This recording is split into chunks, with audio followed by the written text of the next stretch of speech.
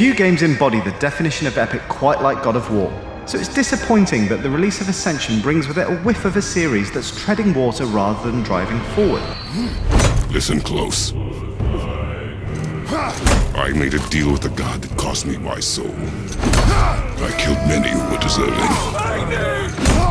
and many who were not. But there is one unavoidable truth you will never escape. You cannot change. You will always be a monster. I know.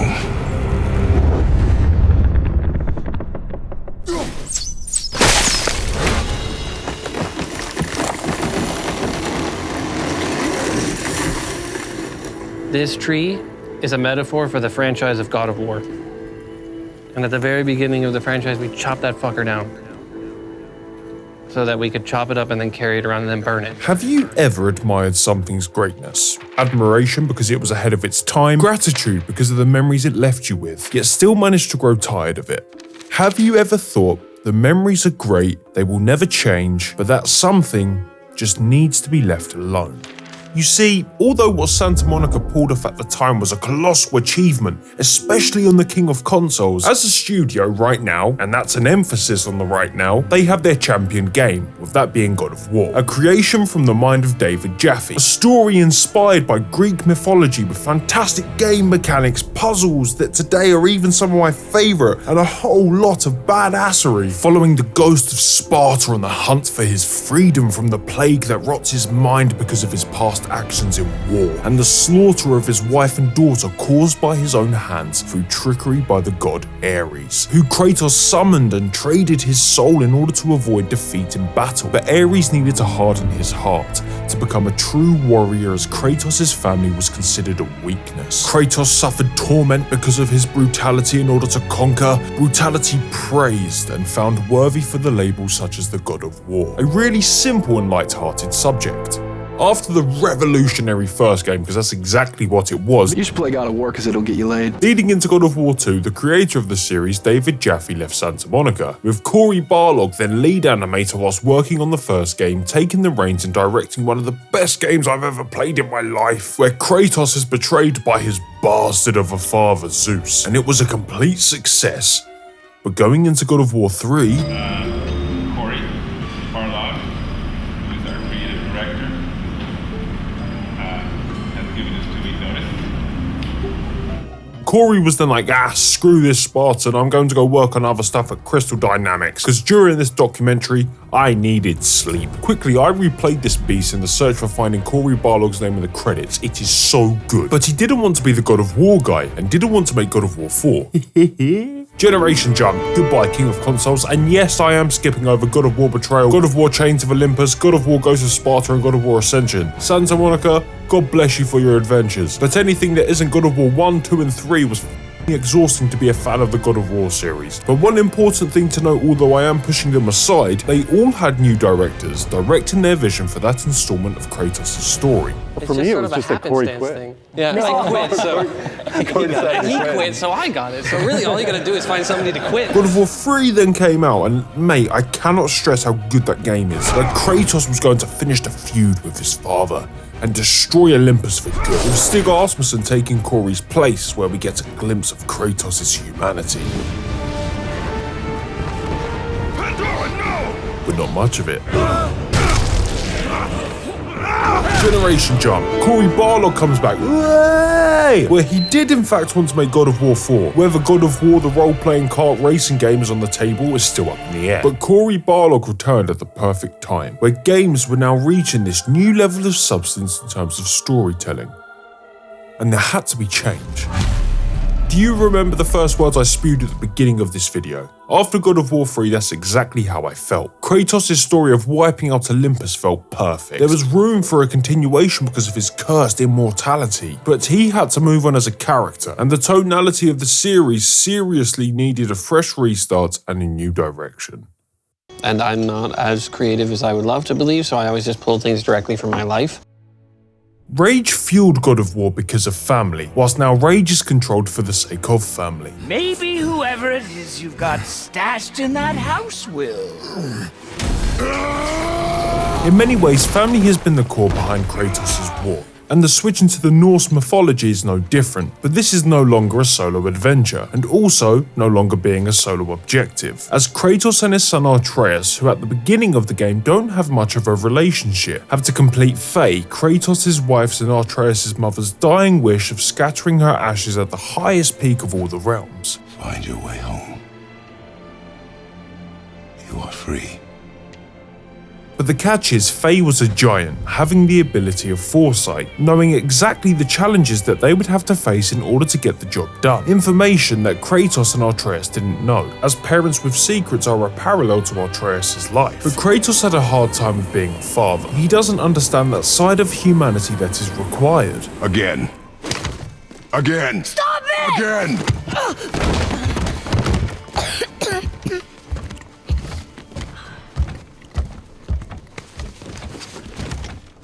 And from Atreus' perspective, being a child, Atreus!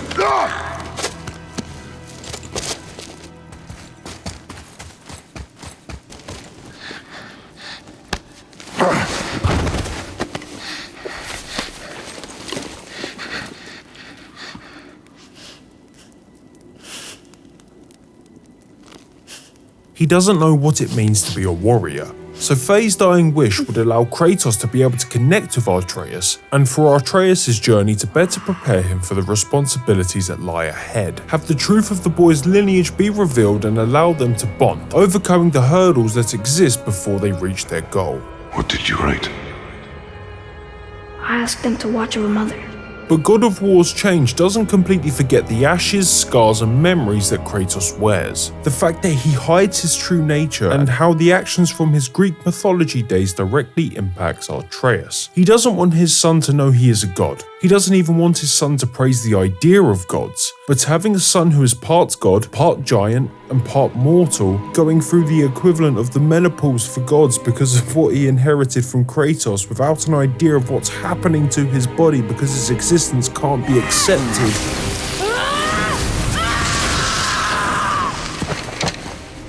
Whoops. I think I broke him. Leads to some form of sickness. Freya! Open the door!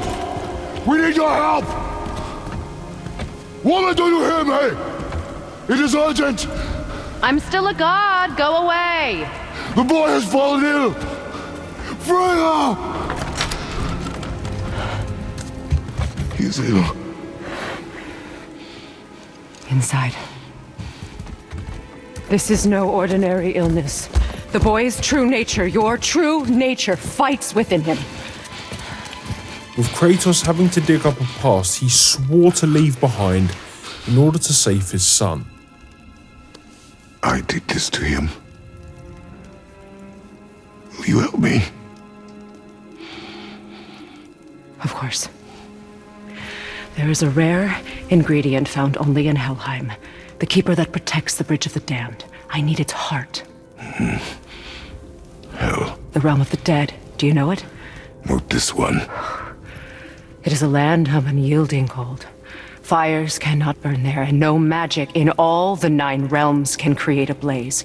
As for the dead, your frost axe will be useless. You'll need to find something else.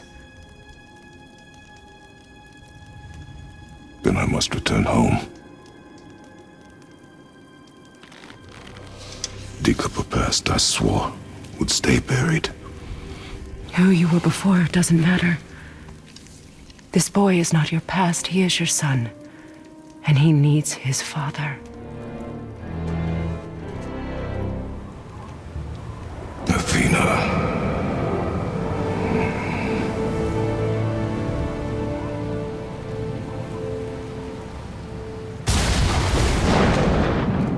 There's nowhere you can hide, Spartan.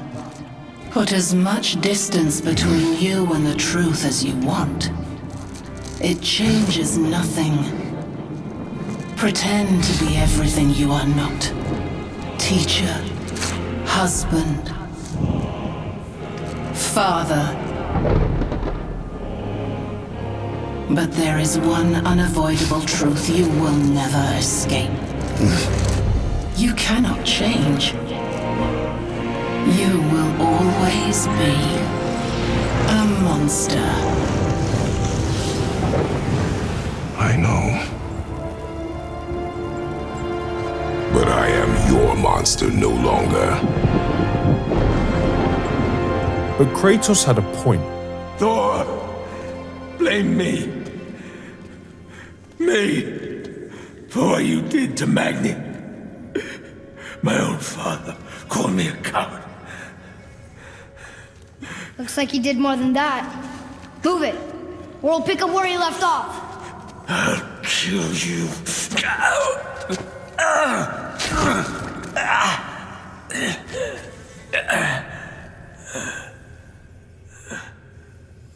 No. He is beaten. Not worth killing. He should pay for what he said about Mother. I said no. But we're gods.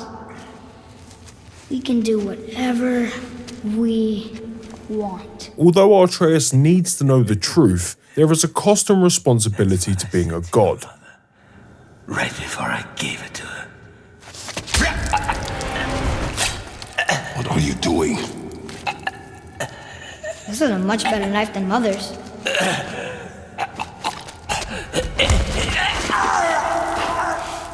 You killed against my wishes.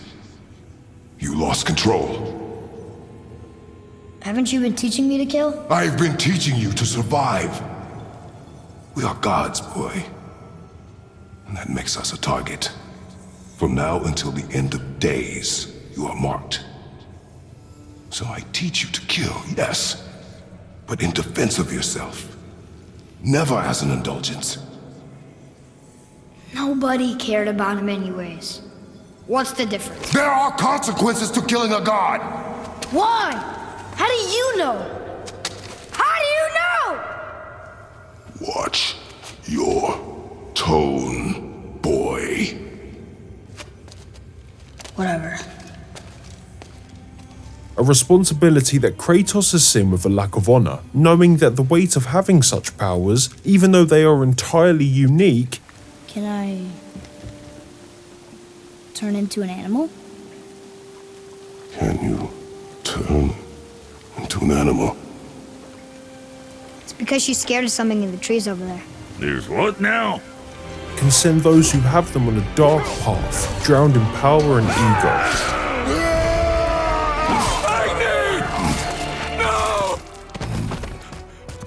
How did you... You have no idea. You son of a bitch! I'll rip your head off! And although Atreus is extremely intelligent, he drifts into that path. We're sick of hearing about little people's little problems! Come on out!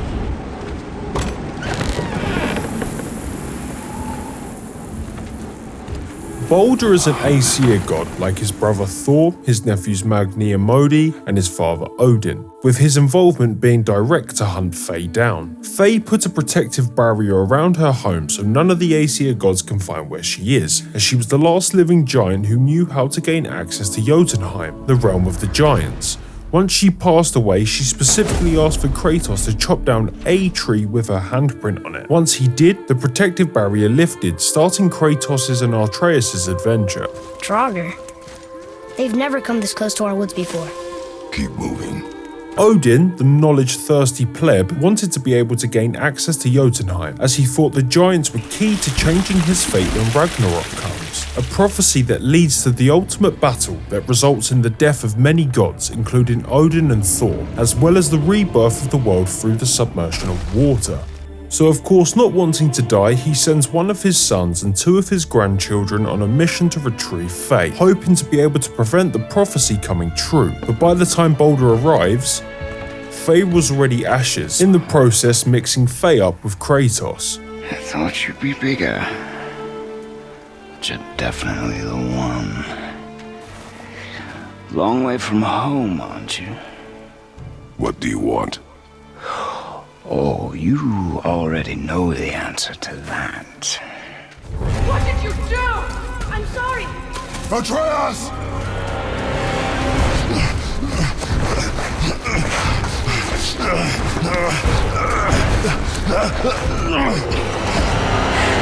We didn't know he belonged to anyone. He doesn't. He's my friend. The boy was following my command. Then help fix this. Just as Kratos is a father, Freya is a mother that helps Atreus and Kratos get one step closer to complete their goal, although her help is limited as she was banished by her ex-husband, Odin. To restore the Bifrost magic, you must step into the light, but be very careful not to get caught. Even going one step further to prevent her from being able to defend herself, stripping her once warrior spirit as he exploited her vulnerabilities through the way of a curse that she can't break after she decided to leave him. But Freya married Odin for the sake of her own, the Vanir gods, which she was the leader of, as they were at war with the Aesir, where she sacrificed herself to marry Odin, bringing peace between both sides. The Vanir were the greatest threat to the Aesir until our marriage brokered peace. Many of the Vanir now think I betrayed them, the fruits of my sacrifice. To be hated by my own kind, to trap me here, is to ensure I can never make it right. But when she had a child with Odin, Baldur, there was a prophecy of him dying a pointless death. So she placed a spell on him that was so strong that he could not feel anything physically because of his invulnerability, with him perceiving this to be more of a burden than a blessing. Although from Baldur's perspective there was nothing but hate towards Freya, Freya was still a mother. But thank God for this exceptional germaphobe, Sindri. Yeah, but can you put it down over there? That handle is... No. Filthy. And his spectacular brother, Brock. I can enhance her for you right now if it so pleases you, son of a bitch.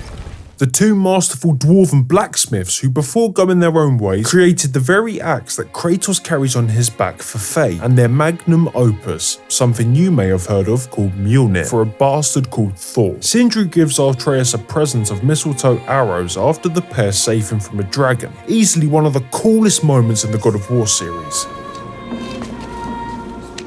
What are these? Braided mistletoe arrows, straighter than Heimdall and perfectly weighted. With it seeming like just a kind gesture for saving his life. But the brothers are far smarter than just an anvil, hammer and tongs, where I personally believe he was well aware of what he was doing, but banished or not, I swear to Freya. Freya tries to protect her son. Wait, where did you get those? The arrows. Give them to me, now! They were a gift. Do as she says, boy. These arrows are dangerous.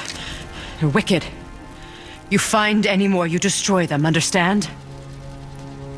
Do you understand? Say it! I understand. If I see them, I'll destroy them. Where Mimir, aka Head, the smartest man alive and former advisor to Odin, like Freya, in due time was subject to Odin's spite. But he was subjected to far worse treatment, being tortured on a daily basis as he was accused of aiding the giants like one of Odin's other sons, Tyr, the Norse god of war. Although that title seems dangerous, he was a god of peace, honor and understanding, unlike our very own. I'm going to cut off your head now. Fair enough. Where Tyr intended on making peace with the Aesir and the giants, Odin's biggest threat, as the giants were concerned about the power of Mjolnir, and more importantly who was wielding it. But the giants are prophesied to be Odin's demise, who Faye, Kratos' wife, was the guardian of. You see the recurring problem here, the Aesir are assholes. Odin attended the negotiations, but preferred to choose greed instead of keeping his word, intending on spying and stealing the giants' wisdom as he is a knowledge-thirsty pleb. Odin was then expelled by the giants from entering Jotunheim, their home, as they anticipated his shenanigans. Enraged by this decision, he ordered Thor to slaughter the remaining giants in Midgard, the middle guard of the realms, with his newly acquired Mjolnir, wiping out an entire race. Tyr felt responsible by Thor's actions, so he helped Faye to hide the gate to Jotunheim, with Odin feeling a threat towards his power. So he captured Tyr and told the world he was dead. Tyr would have been pleased as peaches knowing these offerings were being turned to armor. Did you know him? What was he like? Never you mind, boy. Tyr's dead. Best not to dig up the past. The dwarf speaks wisely, for once. With Mimir getting tangled, pun very much intended, because of Odin's paranoia, as he was an ally to the giants, hence the sparkling eyes. Why do you have Bifrost crystals in your eyes? A loving gift from the giants. Since I used to do so much traveling between realms, they thought it would be more convenient for me than having a crystal I could lose. Did it hurt? No, because I wisely fortified myself with 16 cups of Billow Maiden's Ale. Got so inebriated, I tried convincing the giants to put them in my nipples instead. Almost talked them into it too. Can you imagine?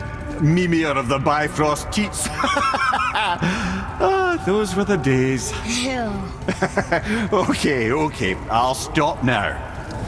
But the smartest man alive had the equation in order to stop Baldur's invulnerability, but was bewitched by Freya, who isn't exactly an ally of his, as Mimir was the one who convinced Freya to marry Odin for peace. But still, she helped Kratos revive his head as he was their only option in reaching their goal to Jotunheim to spread Frey's ashes, clearly wishing that her and Baldur could have the same relationship as Kratos and Atreus, potentially knowing the divide it could cause if they failed. What does this goal mean to you? It's everything. Follow me. Why help us? Maybe I see more of myself in you than I'm willing to admit. Maybe by helping you, I'll make up for a lifetime of mistakes. But she wasn't aware of a brilliant plot setup. Pain we endure. Faulty weaponry we do not. I won't let you hurt him. No, boy. Fine. Stop! No! Atreus! You're bleeding. Breathe, boy. Breathe! Not my blood.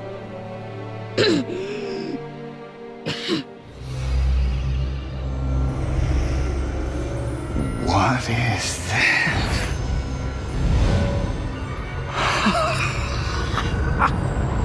I can feel this. I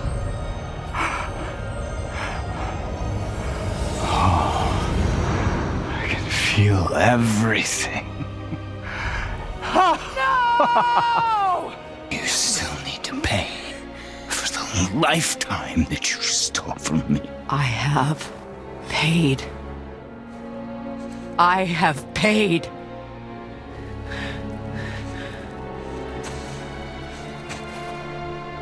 But if that alone will make you whole,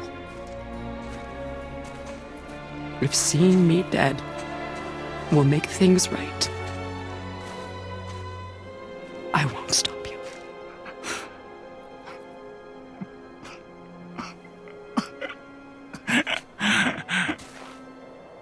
I know.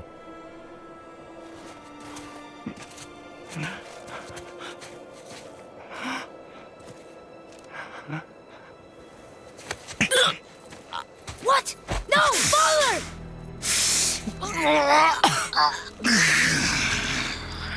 I love you.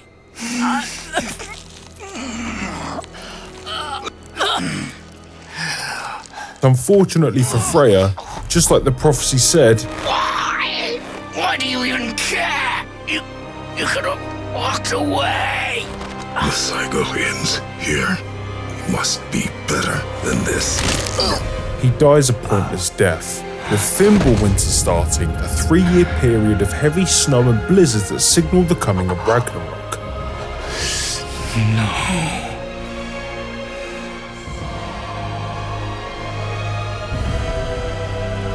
No, my boy! My dear sweet boy!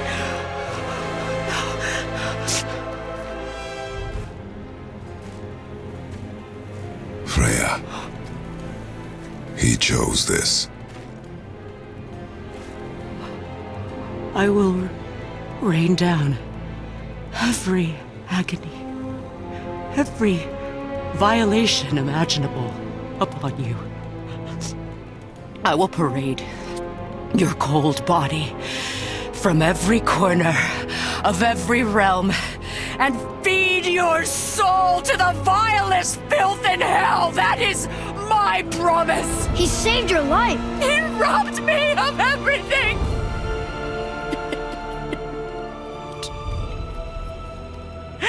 Everything.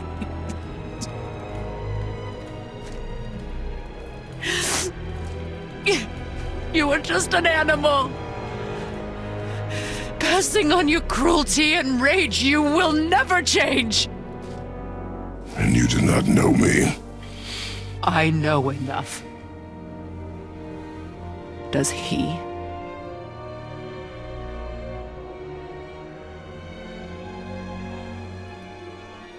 Boy. Listen close. I'm from a land called Sparta. I made a deal with a god that cost me my soul. I killed many who were deserving. And many who were not.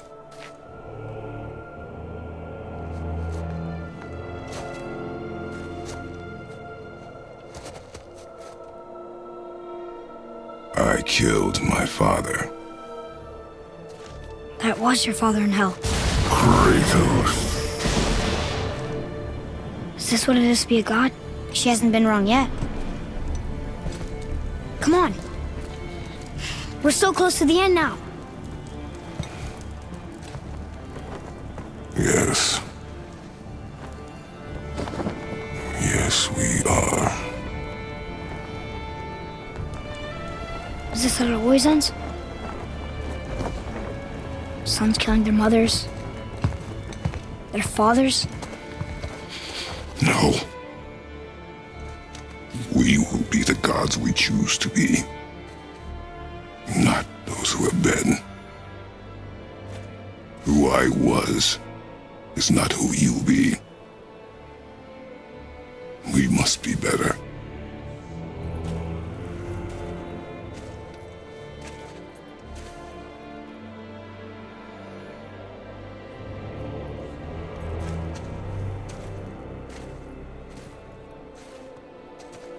Well, guess we're the bad guys now. In her eyes, yes. But she could never make that choice.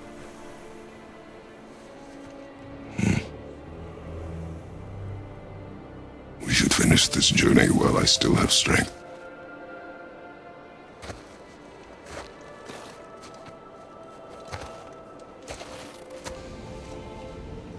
Not only was God of War revived, but Santa Monica created a masterpiece, set the bar 10 steps higher than they left it, and injected a good old reminder of this is how you make an action game. But unlike the dead-end feeling of Kratos' previous adventures on the hunt for revenge, the lessons his character begrudgingly had to learn up until God of War 4 made him a god with a pulse. Can we go now?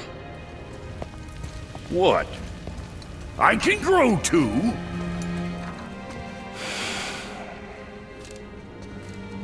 Father. No.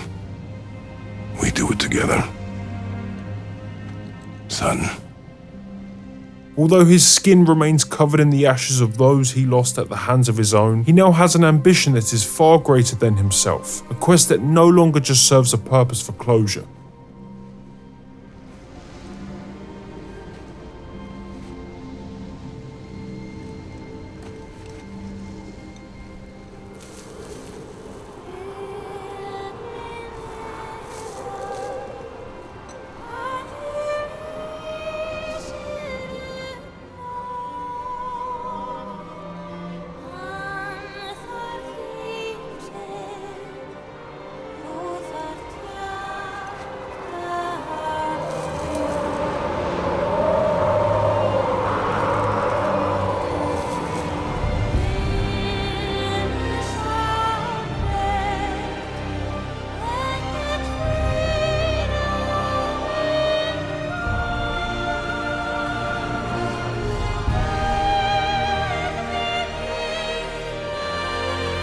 Goodbye, Faye.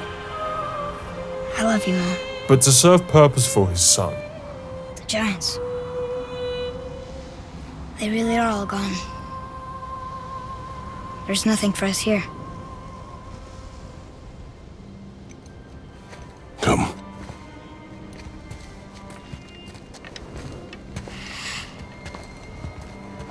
So, I get that Mother was a giant, which makes me part giant and part god. And part mortal. Right. I guess there's just one thing I don't understand. My name on the wall. The giants called me... Loki? Loki. That's the name your mother wanted for you when you were born. She must have called you that to her people. But why? A question for another day. Let us go home. War is coming, with a new director and God of War veteran Eric Williams now taking charge, as Kratos' chapter in the Norse mythology is closing, not only for Kratos, but for Loki. What was that? Your ball!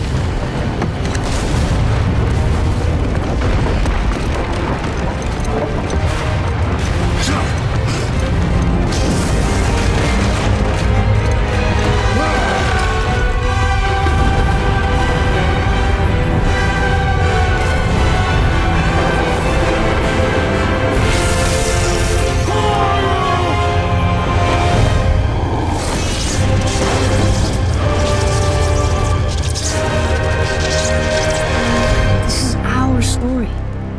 No. This is your story.